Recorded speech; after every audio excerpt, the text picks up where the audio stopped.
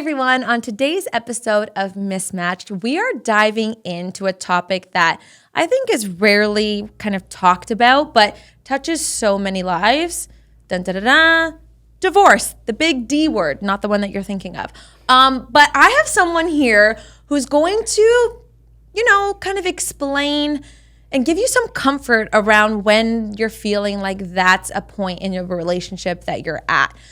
So I want to give a very warm welcome to my good friend and our guest today, Jackie Santin, who is a certified divorce coach and specialist and on a mission to help us all navigate divorce a little bit easier. Right. Yes, that is my job and that is my calling. Okay, so how did this all begin, Jackie? Tell me from the root of small Jackie at a wee young lady, kind of like what was your family dynamic like growing up? How'd you grow up? Yeah. So I grew up in a very loving family. My dad met my mom when he was in Italy. They immigrated to Canada, had this loving, wonderful relationship. My mom was his first love. So moved to Toronto and then decided there was a life in Thunder Bay. So moved to Thunder Bay, and that's actually where I spent the majority of my childhood. But unfortunately, my mom ended up getting cancer. She fought it hard for 4 years, and ultimately she died. Yeah, it was very difficult. But it was what life for everyone. Things happen and you have to manage and deal with it. So my dad, we grew up with a we as in who? How many siblings do you have? Okay. So at the time, I had 2 brothers and 2 sisters. So, and it was a week before Christmas when she died. It was all quite traumatic. So we all dealt with it in our own way, myself included. But my dad eventually met my mom now. So I'm fortunate enough that my dad remarried a couple of years later. My mom is a wonderful woman, and she took over the family and had my brother. So there was a 5th one of us, and we had this sort of a Brady Bunch happy, fun childhood. So I grew up. That. Yeah. It was. Everyone has something to deal with in life, I think, and that was the trauma that I experienced. But from a perspective of a marriage and a loving family, I had that 100% of my parents. I saw, my dad was fortunate enough to meet his first love and then his second love. So, just because you lose your first love, whether it's divorce or in some other way, there is love out there, and you can find it again. That's really beautiful. As a child, kind of seeing your dad fall in love. What was that experience like? Because I imagine that not too many people get to see that. Yeah, I think, so what's interesting about my dad is he didn't settle. So when we were kids, I always say we lived in like a women's network movie where we had all these different nannies come in and take care of us because there were 4 of us from the ages of 4 to 16. And so as you can imagine, we frustrated some of them, so they quit. We were too much. You guys were nightmares. But there was one in particular that we really loved, and she used to bake us these beautiful cakes, and she made us so happy. And she fell in love with my dad. And my dad, it was pretty special for her, I think. But unfortunately, my dad didn't feel the love back, and he wouldn't settle. So, she ended up quitting, which made us very sad, and she left. But when he met my mom, he knew it was right. And it was interesting just to see the love because, as a child, I wondered, how can you love 2 different people? How is that possible? And so I saw it in my own eyes. So I think that, that unconventional family life really sort of rooted me and grounded me in how I grew up. I love that. That's really, really cool to see that. And then you left, you were kind of done with Canada and went back to your roots, which I think is really cool. I always say to my family and my grandparents, I'm like, why did you leave Europe? Why? Right. Yeah. So you went back.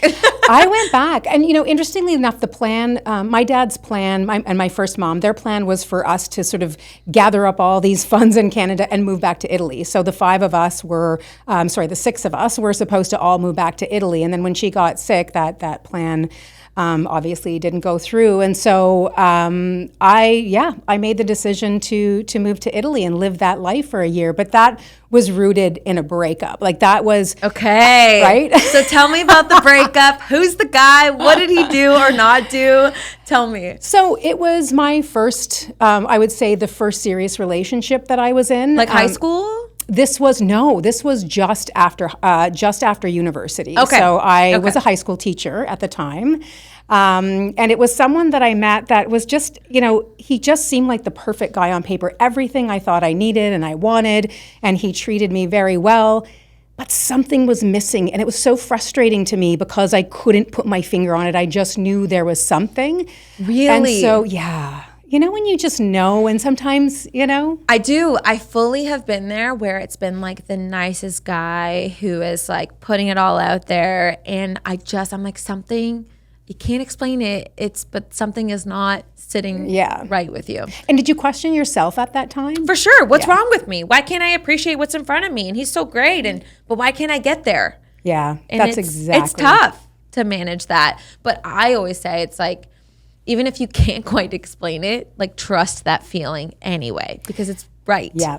Yeah, I always say that you have to go with your gut. And so I struggled, and then one night I was 4 a.m. I couldn't sleep. He wanted to get married, he wanted to get engaged, and really? I was in bed sleeping or trying to sleep and saying, okay, I have to make a decision. I'm going to marry him. I'm going to get engaged. It'll be fine. What's the worst that can happen? We can get divorced. And I started to think about that divorce path. And I thought, if I'm not even engaged yet and you're already considering about divorce, like this is not right. So these signs came up, and so I knew in that moment that I had to end the relationship. It was very difficult. We were very intertwined. How long were you guys together for? About 2 years. Yeah, that's serious at that point in time, for sure. Yeah, so I knew I had to end it. And because our lives were so intertwined, I didn't know how I was going to go on. Like, how am I going to live this life? Have you been there before? 100%, where it's like your friends are his friends are your friends, your families are intertwined. It's really hard to make that separation. And I think when you decide to like end a relationship, when you are so close or serious with someone, that's why a lot of people don't actually have the courage to do it, because they don't want to deal with the aftermath. It's not even like the initial breakup that's the hard part. It's like the friends and family that you then have to break up with, and then what your life looks like, because you kind of forget then too. Yeah. It's like, who was I before they were my friends, and who did I hang out with, and where did I go? And then you think, okay, now I have to switch everything because I can't run into anyone, which causes even more angst. Exactly. All of your patterns, your daily patterns, they're all kind of mixed in. So it's tough. I love that you use the word courage. I think that's really important. It does take a lot of courage to get yourself out of a relationship that you're not happy in. People often think of themselves as failures, but I disagree. I think that it's actually courageous to get yourself out of a relationship. I think so too. So thanks for saying that. Yeah. I know this is like a long time ago, Jackie, but like, do you remember how you approached the conversation? If there's any piece of advice that you could give to someone who's maybe thinking of that? I was just honest. I just said, hey, like, I'm just like, and actually throughout the relationship, especially when he, was saying he wanted to get engaged, wanted to get married, I said, I'm not there. So I was very honest throughout the journey that was our relationship. And when it came to that point, I just was very honest and said, look, I'm just not feeling it. I think you're great. There's all these, and I told him all these wonderful things about him. Yeah. But you're just, for whatever reason, not the one for me. Now I understand it in retrospect, years later. Like, I understand it. At the time, I didn't. Yeah. There were flags and signs, and I couldn't articulate them. So I was just bottom line, I was very honest. And in one sort of meeting, or I guess what would you call it? In one. Sit down, thank you.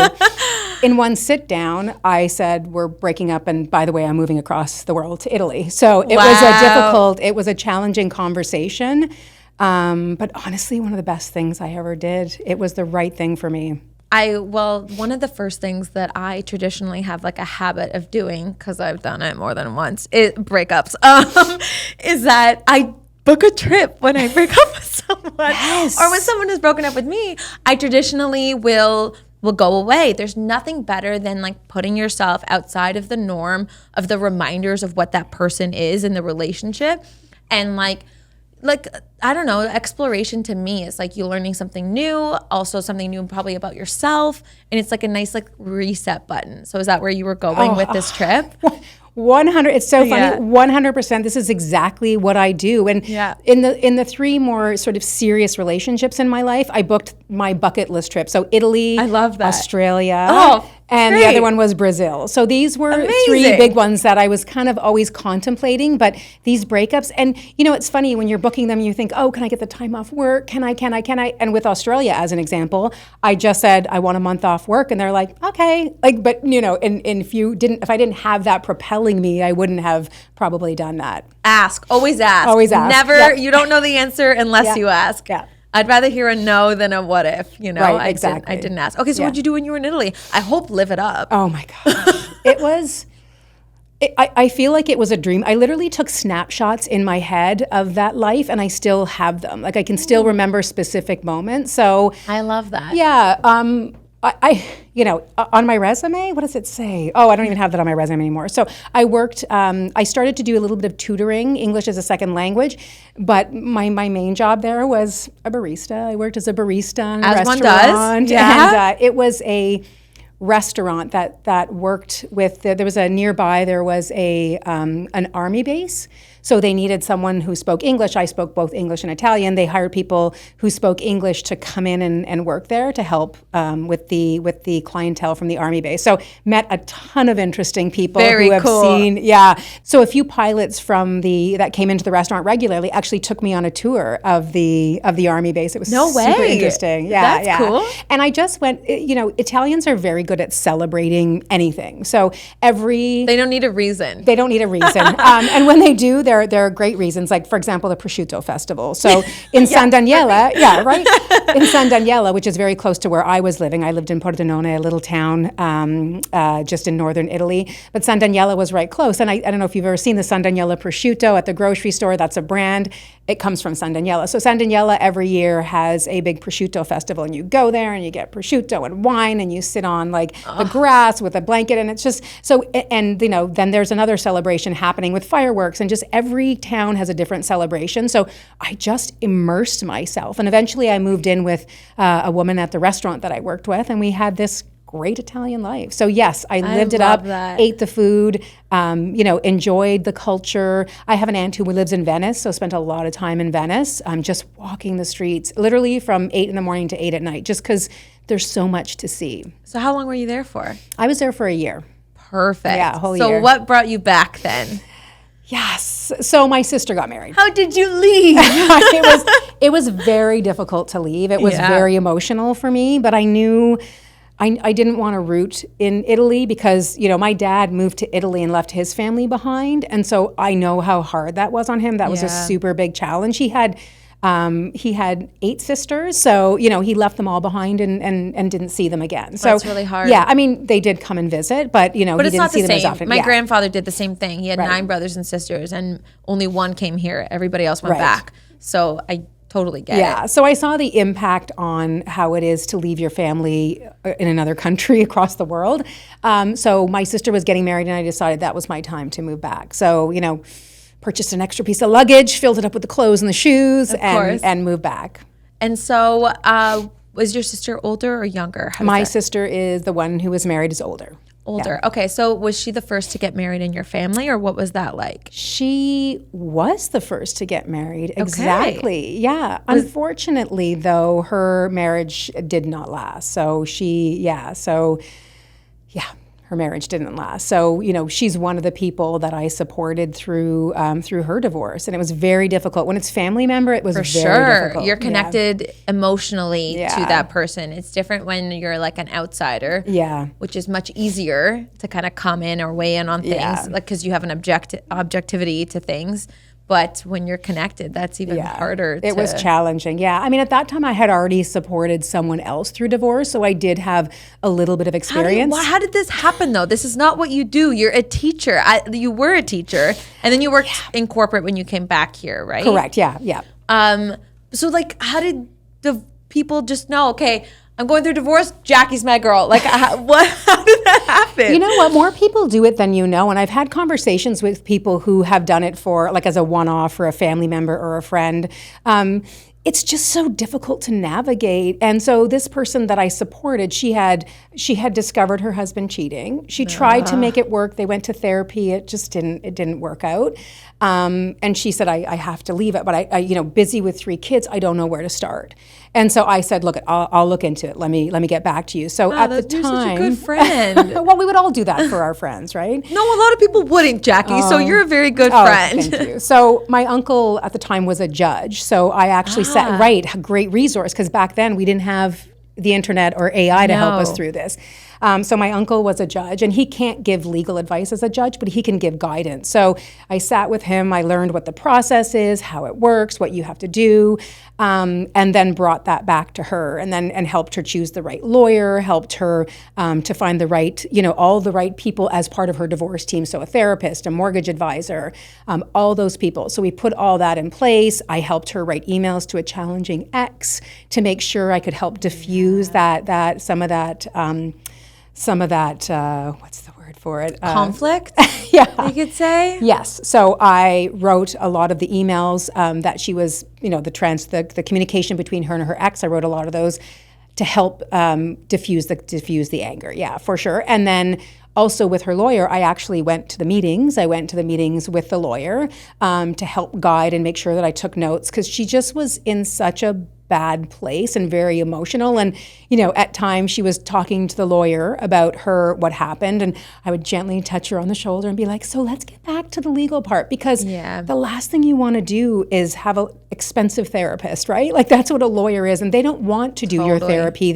They want to do what your their paperwork. expertise is. Right. Like you should focus on them for the legal piece and not even the education piece. So a lot of people, like, she didn't quite understand how spousal worked, how child support worked.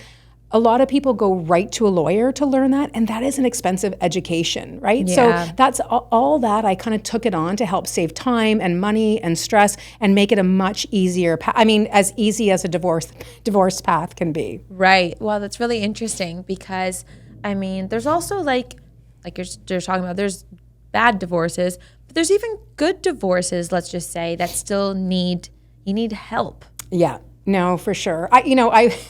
I'm very data driven. So this is something in my career that's always been what I focus on. I look at the data. So if I look at like all of the clients that I've worked with or people in the past that I worked with, I find that there's this spectrum of divorce. And on one end of the spectrum is like a Gwyneth Paltrow and Chris Martin divorce, right? That unconscious couple or conscious uncoupling. So on one end, there's a Gwyneth Paltrow and Chris Martin. Where they still vacation together with their new boyfriends or girlfriends or relationships and their kids. Exactly. It's amazing. It's a world, like I try and imagine myself if I was ever divorced. I don't think I'd ever have the mental capacity to do that. Wow, yeah. Because I'd be so, I don't know, it'd be really hard for me to let that go. It'd be hard. I understand that. And I think that's part of my goal, is to try to push people in that direction. Yeah, that's there's his ways dream. to do that, right? There are ways to do that. And, she got so much heat for her conscious uncoupling. But to me, she was very modern in how she handled the divorce, classy. Totally. She put her children and her family first. I think that's so important. And on the other end of the spectrum is the Johnny Depp and Amber Heard divorce.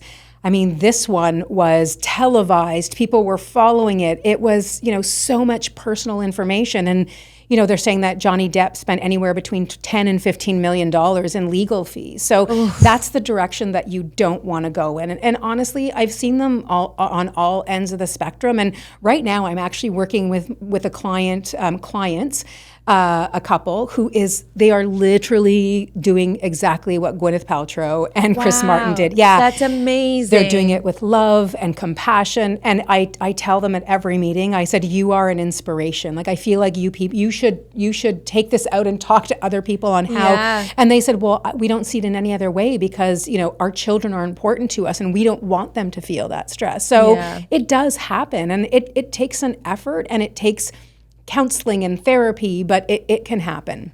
And so it's interesting to hear like how many other facets around, just it's not just about getting a lawyer, of how to really like equip yourself to handle or go through a divorce.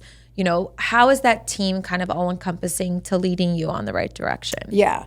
So I think when I think about a divorce team, every divorce is different, right? So there are things that are going to happen. You are likely going to have to sell a house or determine the value of a house, like in some way that house or whatever it is, that piece of that house that you own will have to be split up. So we have, for example, a mortgage broker who specializes in divorce. They know how it works. And I just used them, and they made a couple so happy because they got the best price. They knew how to handle that situation. So you've got a mortgage broker, a real estate agent, therapist. Again, it all depends on what the specific divorce needs. Like this couple that I'm working with now, they didn't need a therapist because they were doing their own therapy together, which was great. But they did need a mortgage broker, they did need a real estate agent. So it's really just about assembling all the right people needed. I also, in every divorce that I've worked on and that I will always work on, I always suggest a lawyer because there is a place for a lawyer. I just don't think they're there to give you therapy or educate you on divorce or walk you through the entire process. They are there to help you with what they do best, which is the legal piece, and you need that. You need them to look at everything and give you their professional advice. For sure. And so how did you come to this point then? Your friends were coming to you, asking you for the help, and you did your own research to kind of be in the know of what's exactly involved to help out these friends of yours. But when did you decide to kind of step away from corporate and pursue this and say like, wait, this is like, I don't want to say a business, but there is like a market for this where I can help people and do that for reals. You know, like when did you come to that? So I think we talked about me having, many years in corporates. So I have experience working at like pharmaceutical companies and big banks. And from there, I garnered a lot of experience that helped me get to where I am today. And it was almost just like like something turned where I needed something more. I knew that I didn't want to spend the rest of my career in corporate. I wanted to make a difference. I wanted to support people. And as I was thinking about what I saw in, for the last leg of my career, I was focusing on wanting to help people. And I thought, okay, what can I do to help people? And then it just sort of hit me because I actually was helping someone through divorce at that time that I made the decision. And I was thinking how much joy I got from helping them because when they had that moment and they were down and they didn't know what they were doing, I supported them. And it just gave me such a good feeling. And I thought, this light bulb went on and I thought, this is my calling. I'm meant to help people. I have the experience. I'm meant to help people through this. And tell me the name of your business. It's Northlight, which is a beautiful name. So what does that symbolize for you? Yeah, so the full name is Northlight Divorce Consulting. And, a lot of times when I counsel people through divorce, because I've seen it so many times, I always say to them, look, like, it's awful. It's probably going to get worse. I'm not going to lie to you. But there is a light at the end of the tunnel, and this terribleness will get better. So for me, that's something that I've always said, and I think of myself as kind of that guiding light to bring them there. So that's sort of the impetus. And then there's the North piece. I mean, Canada, that North connection, and I grew up in the Thunder North. Bay, Thunder Bay. There so you go. We've got that. So the North Light just sort of came together, and it just felt so right. When I was thinking about how I want to position my company and what the name is, those two it came together so naturally. I love that. I think it's a perfect fit for what you are and what you represent as well, because you really are a shining light, Jackie. Aw, thank you. Yeah, honestly. Okay, but so you've been around divorce quite a bit. You've seen a lot of it and you've handled it. But I see something on your finger, lady. And I have had the privilege also, I'll say, of meeting your husband, who is such a lovely man. We'll get into how we met in a second, but I want you to tell me how you met Marvin, right? Sure, yeah. So, okay, I'm trying to think of where should I start with this one? Let me start here. So I was single for very many years, and I just would not settle. And I remember going to parties and people saying, "Oh, you seem so great," and like, "Why? Why are you not like with You're somebody? You're so great, but what's wrong with you?" What's wrong with you? And then I remember someone saying to me, "Do you think you're being too picky?"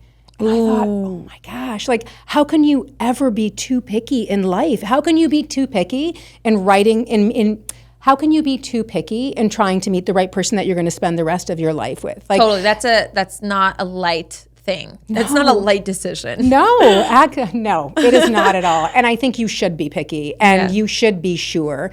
So I had dated and just, there was no real fit. And so my girlfriend told me about this woman in New York by the name of Rachel Greenwald. She is a dating coach. She still is, actually. I looked her up on LinkedIn. She's still around. Oh, yeah. I tried to connect with her. I'm hoping we do. Okay. So Rachel Greenwald is a dating coach in New York, and she worked with women in a very unconventional way. So she would go to their homes, their apartments in New York, and say, oh, you have a coffee maker. Get rid of that. You need to go out for coffee. And no, you shouldn't get anything delivered. You should not get anything delivered to your home. You should be out buying things. So she was very much, like shifting your life and habits rather than going out to be like, that guy's for you or that guy's for you. That's really interesting. Right. Put yourself in positions where you're going to meet these. So her method is not about just marrying someone, because look, at the end of the day, we can all meet someone and get married. That is not difficult. It's marrying the right one.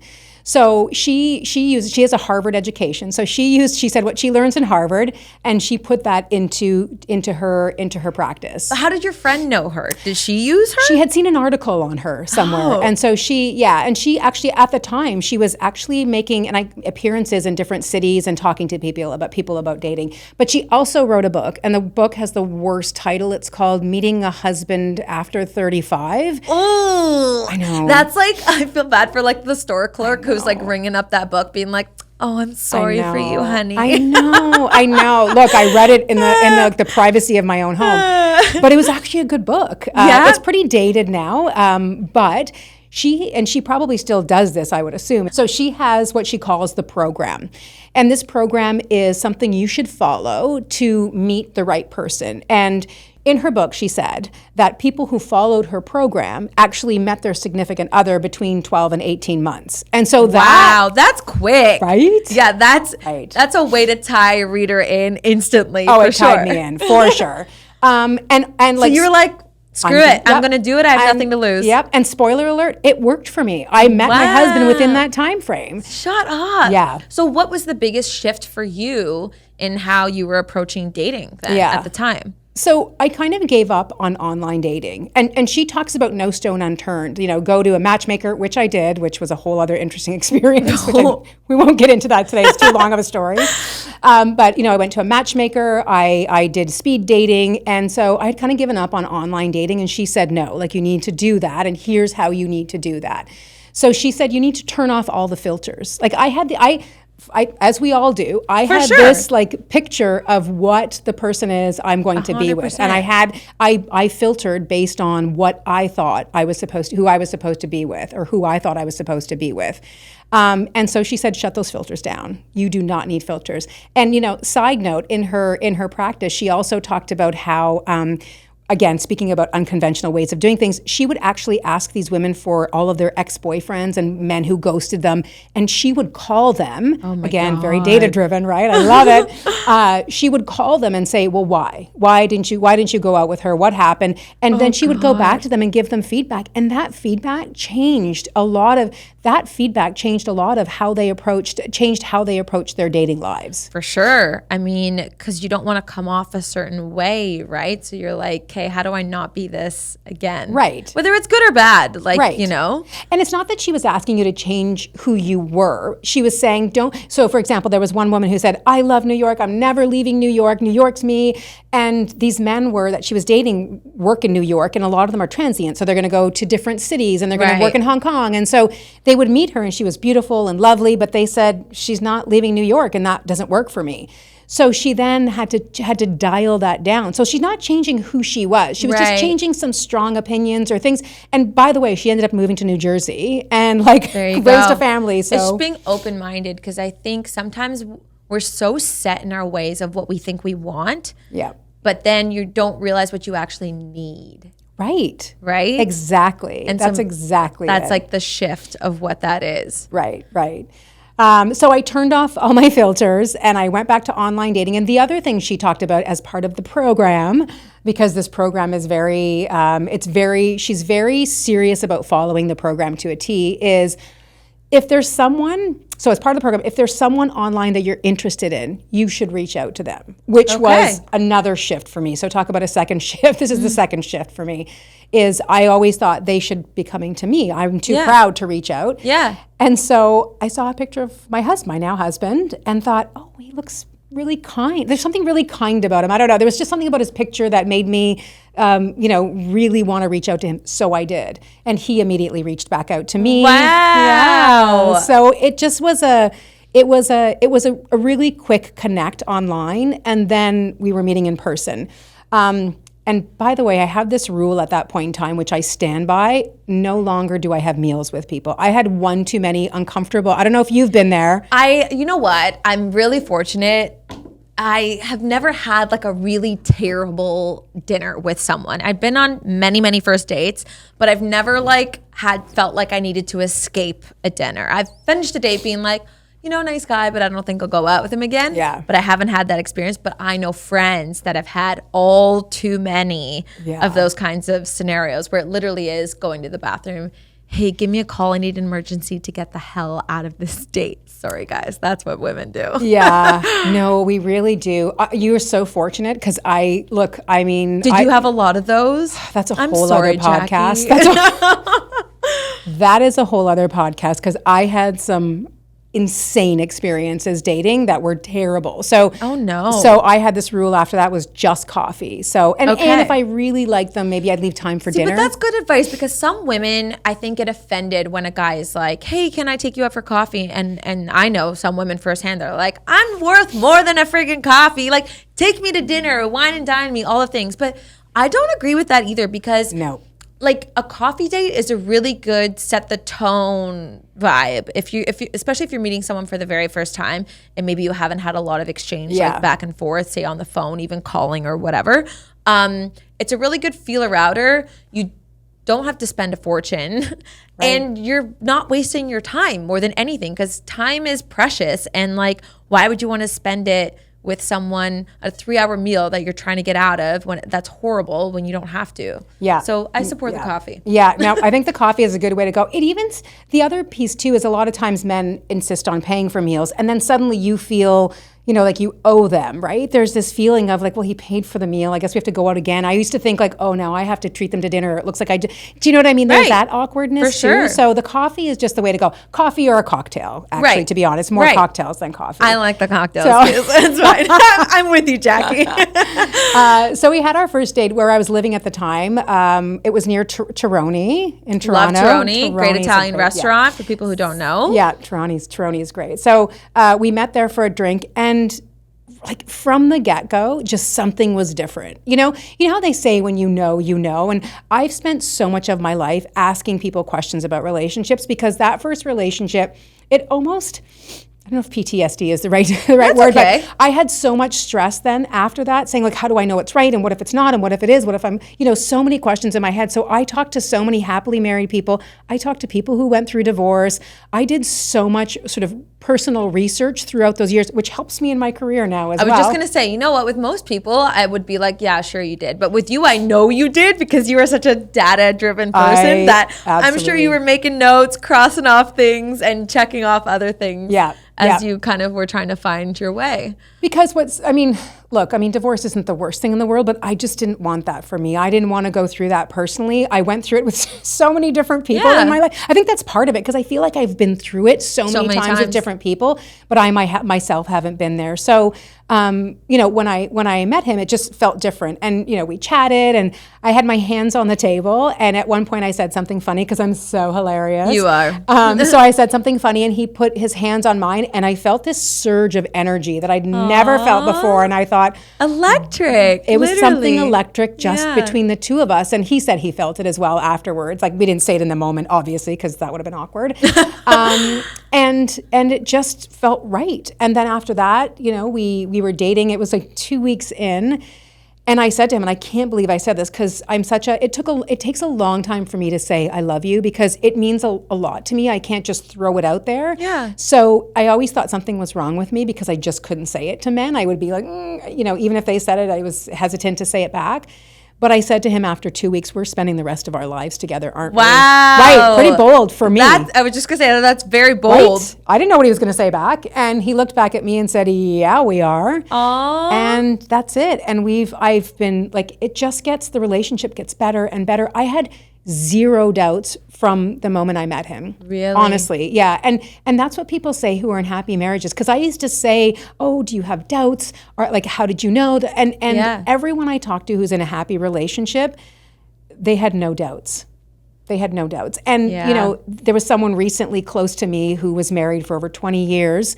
And I always thought they were happy. Sometimes you don't know what's going on behind the scenes, right? People put up a happy show. Yeah. So there was someone close to me who had been married for 20 years. And I said, well, when did you, because again, I'm asking the questions. Mm-hmm. So I asked them, when did you know that things weren't right? And they said, actually, before I even walked down the aisle. Really? Yeah. Before I even walked down the aisle. That breaks my heart that people still go through with it. Right. Right. And that's the thing. So if it doesn't feel right, listen to your soul and don't do it. You're better off, getting out at that time. Yeah. It's going to be hard, but you'll be fine. Yes. You'll be okay. Yeah. I mean, people have done it before. And I think, there's people who also marry the wrong person. In that case, 20 years. We had someone close to the family who was married for, like 60 years, I think it was, or 50, over 50 years. Yep. To a terrible person.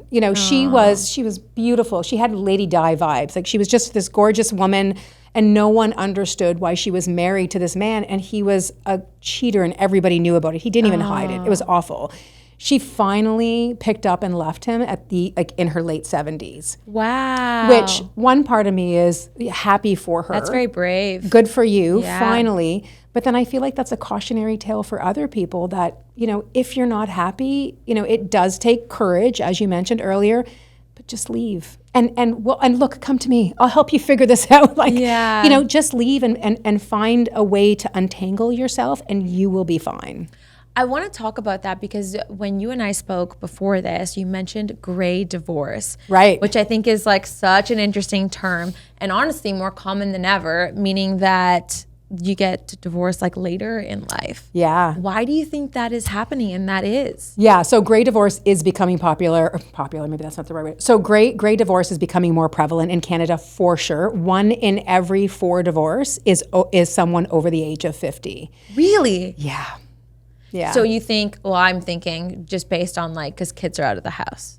People wait for that. Bingo, yeah, that's it. Yeah, they wait until the kids leave, until there's none of they don't have to worry about the children and their health. And they have more time with the person too, right? Like when you're in your 50s, you reevaluate your life and they look at their life and they think, oh, do I want to spend the next half of my life with this person? Yeah. So I think it's a time that a lot of people do a lot of thinking, but I think the kids and the empty nest is the biggest piece, especially in the 50s. And as retirement comes along, that's another thing too. Now you're with this person 24/7, right? So if you that's what you need to think about before you say I do. Right. Is I might not be spending 24/7 with them now, but eventually I will. Do I like them and love them this much? Right. You have to like them too, You have to like them 100% because, I remember my mom saying to me when I was in my dating years, she said, if there's something that annoys you about them, it's not going to go away. Multiply that by 10 because it's going to get bigger. Yeah. So if you don't like how they laugh or their sense of humor, or if it's something pretty pivotal to who they are, pretty like a big part of who they are, that's not going to get better. So just know that. And I think that's true. And I remember another woman saying to me, you have to look for someone who's perfectly imperfect for you. And I think that's such a good way to look at it because no one is perfect. You're not going to meet a perfect person. But those imperfections, you're going to be okay with, right? They're not going to be, they're not cheating on you. You don't want that kind of imperfection. Right. But you want the imperfections that work for you. For sure. My sister-in-law uses this expression similar to what you're saying. Yeah. Because someone had said it to her. I think maybe her grandmother or someone had passed it on to her. But anywho, it was like, when you think you're getting bronze, you're actually getting worse. When you think you're getting silver, you're actually getting bronze. And it's kind of sad to hear it like that. But it's the same thing of like if there is a habit or something that annoys you that you really don't like about the person, it will only get worse with time. Right. So make sure it's something that you really can tolerate. That's not something like a value-based kind of disagreement, let's just say. whether it be like respect and loyalty and things like that, because that sort of thing will only get worse. If you don't trust someone now, it's going to get way worse in the future. For sure. And look, if you're going to therapy while you're dating, I hate to tell you, that's not a good sign, right? No I mean, way. my husband, one of the things I love about him is he's so communicative, and that's really important to me. He didn't just become communicative. He's always been a communicative person. That's how he came to me, and that's who he's always been. So that was something that was really important to me. If someone's closed off and shut down, that's not going to work. So I think, there's these important things that you have to look for that will help your, make sure that you meet the right person, that they're the right person for you. For sure. I want to go back to the great divorce and the kids, Jackie, for a second, because based on your experience and kind of speaking to everybody that has gone through that, do you think it's more damaging for kids to see their parents argue and withstand a relationship that probably shouldn't be later, and they break up, say, later, or divorce later in life? Or do you think it's beneficial to divorce earlier in your relationship, even though the kids are young, because say they really don't understand what's going on, but then they're going to miss having that person in the house? Like, I think a lot of people toy with both of those decisions and what's actually better for kids. Yeah, I mean, look, everybody's different. Everybody's different. Everybody has a different opinion. I feel quite strongly that it's important for you to show the children a good and happy relationship. Yeah. Because if they see that you're arguing, they see if you don't like each other, right? Yeah. The kids pick up on They're everything. so intuitive, and you like can't the littlest fake thing. it, right? Yeah. So if they see that is not healthy, and they are going to base their relationship on what they see in front of them, right? So in my mind, if you're not happy and and the kids are seeing that, I think that's worse than a divorce. I think it's just it's not a healthy way to live. And kids are very resilient. And I'm thinking about, it's funny, my niece, when she found out that I was marrying my husband, he has 2 children, so I have 2 stepchildren. And she looked at my sister-in-law and said, "Wait a second, so they get a mom and they get Aunt Jackie?" She just thought it was like the best thing in the world, so right? Sweet. And then she started to, and wait, so should they get 2 Christmases and they get 2 birthday parties? That's and she really sweet. Right? Yeah. So, I mean, kids get over it. And if you make it, a happy place for them, they will be okay. And this goes back to the Johnny Depp versus the Chris Martin, Amber, right? Yeah. And the Johnny Depp and Amber and the Chris Martin and Gwyneth, because if the kids are in the middle of a divorce like that, they see that, they hear it. It is awful for them. You want to be more amicable, and they will be fine in the grand scheme. Also, it's interesting when my husband and I, so I have 9 nieces and nephews, so I have a ton of kids in my life. But my stepchildren, it's the first time that I became a stepmom, and that's a whole other podcast. I was just going to say, that is a whole other podcast, because that dynamic is really interesting as well. Yeah, it really is. It really is. And it's pretty special. I'm very fortunate where I have 2 very lovely stepchildren. That's really nice. But what was I going to say about that? Yeah. So, my husband and I, we argue, obviously everybody argues, but we argue about the silliest things. They say divorce comes from arguments that are based on finances and children and religion, right? It's those core things that you have to align on.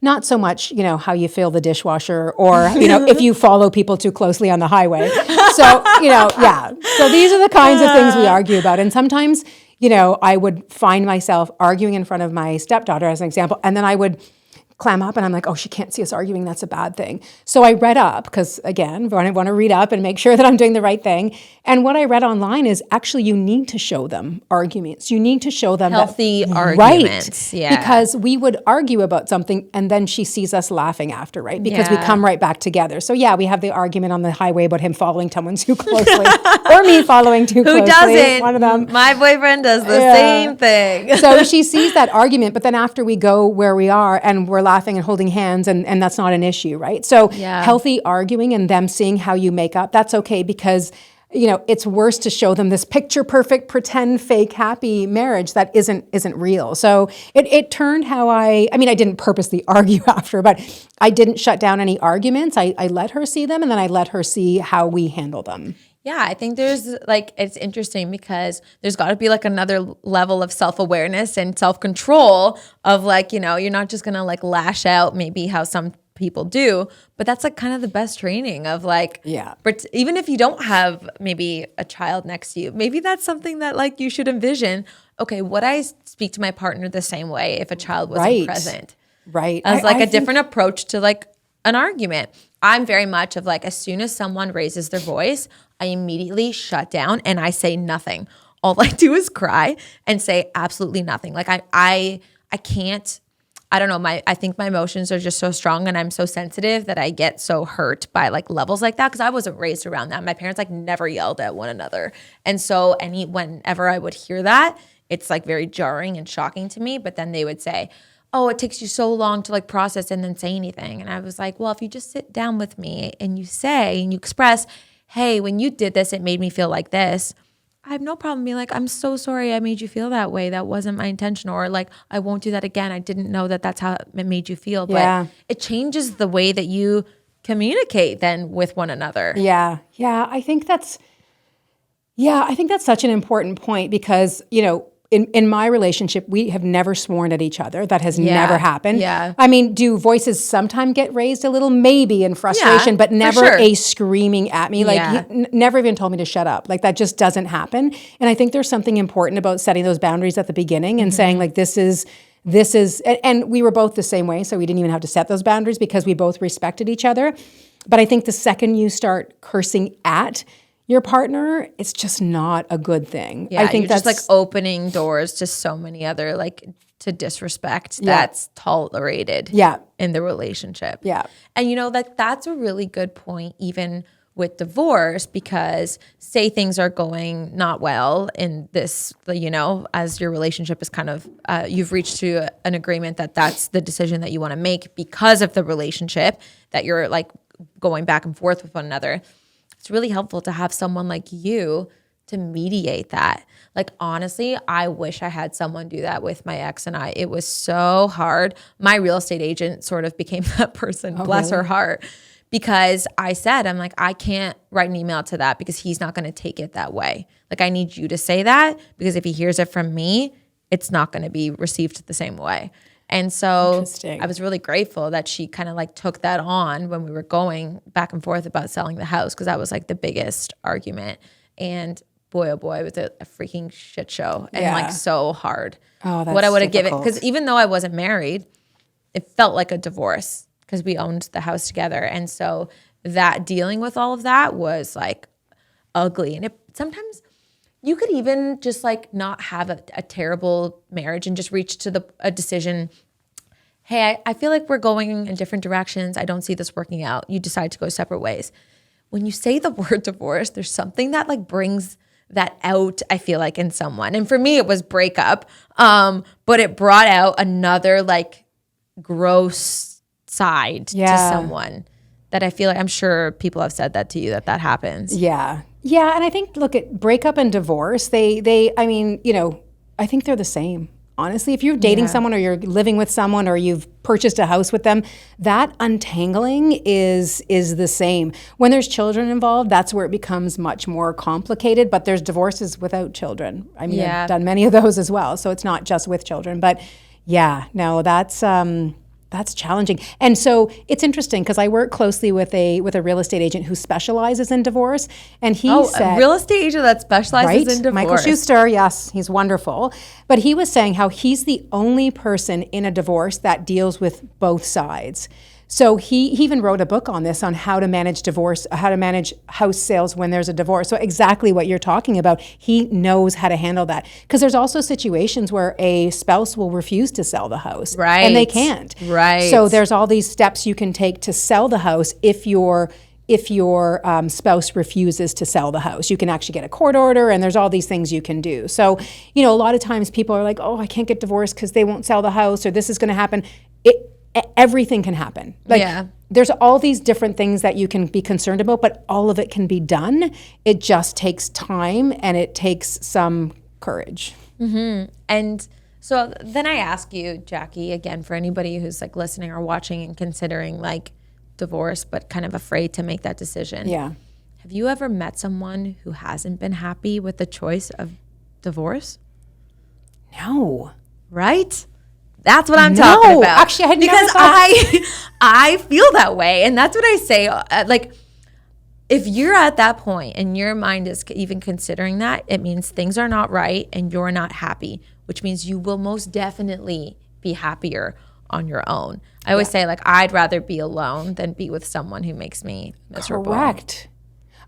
So when I was in a relationship that just wasn't right, I felt more lonely and sad in that relationship. Like, it didn't feel good. So, and look, I mean, you don't have to be alone for the rest of your life. I go back to Rachel Greenwald and her program. If you get divorced and you want to remarry and you want to meet someone or have a relationship, it is possible. Like, it is, if it is something you want and you make it, you're the CEO of your dating life, you can make it happen. I mean, I'm proof of that, right? So I think that, you know, this is why I always say there's light at the end of the tunnel, because what's the worst thing? Are the kids going to be upset? Yes, they will initially, but they get 2 Christmases, 2 birthdays. They're going to end up loving it, and you can make it good for them. You can make the best out of a bad situation. And, you know, they'll be fine in the long term. Mm-hmm. That's why you're the Northlight. I also want to make like a side point of just anyone being like, I need Jackie's number right now, which we'll put your contact information, your website and whatnot on everything. But you also volunteer. Like, Jackie's just like a solid human. So full stop. I actually met Jackie because I was renting her house for a shoot. And I, as the producer of the shoot, I had gone and I traditionally do like what's called like a scout. So I will go to a home that my team and I are going to choose to rent out. And then I'll make sure it has everything that we need. And then we'll rent out the space. And the moment that I had like knocked on your door and you answered the door, I was like, wow, she's so lovely. And we were chit-chatting quite a bit. Normally that kind of first meet, I will say, a scout, I'm like in and out. I'm like 7 minutes probably total of like asking questions, Wi-Fi, parking, all the things. But then for whatever reason, and it's so funny that life does this, Jackie, I was compelled to ask you, what do you do for a living? Right. And this is why you're here, which is so cool. I know. It really is. You know, I felt the same with you. When you walked in, it was just, you were this bright light to me. And I just felt this instant connection with you. And I wanted to learn more about you as well. So I thought I loved that moment that we met. I thought it was really fun and interesting. Yeah. And again, just, you know, it's always nice to meet people that you feel that connection with. You feel that you have some sort of sparkle, like there's something connecting you with this person. And then on the way out, like you said, it was, what? Like, and you were like, oh my gosh, you need to come on my podcast. Yeah. And when you walked away, of course, I called my husband and I was like, you're not going to believe this. What are the chances? Yeah, so funny. Yeah. Life sometimes gives you something or shows you something. I do believe in that, actually. I do believe what you put out. I don't think that you can sit back in your couch and do nothing and expect things to happen. But if you put something out there and say, this is what I want, and you put all of your efforts towards it, things come to you. I really do. I don't think it's this airy-fairy, it just happens. Yeah. I think it's just about, like, when you put it out there, this is why I think when you put out that negative energy, you get negative things back. For sure. So I couldn't agree with you more. Yeah. Really quickly before we go. Yeah.